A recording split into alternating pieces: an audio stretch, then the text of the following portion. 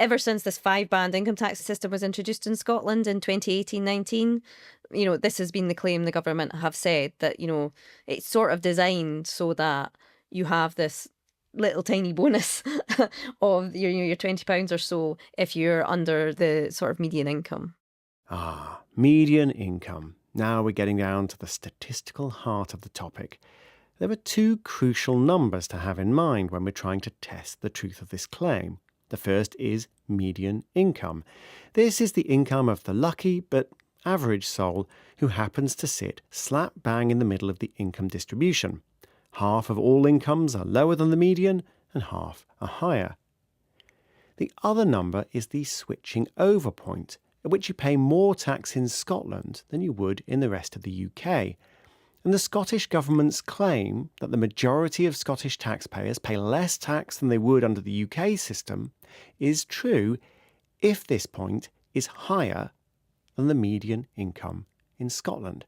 And this point is entirely a matter of policy. The Scottish Government can decide exactly what the number is by tweaking the tax rules.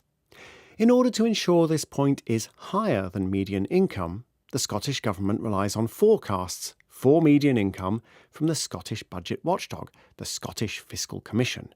But forecasts can be wrong.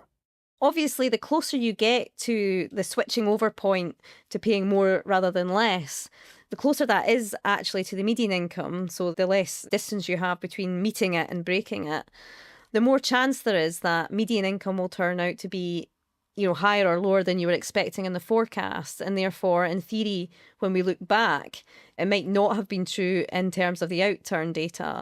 And this is exactly what has happened for the previous 2 financial years. For 23-24 and 24-25 financial years, we can see that it is likely that the median has actually exceeded the level at which you pay more. So for those years, it's turned out not to be true. Interesting.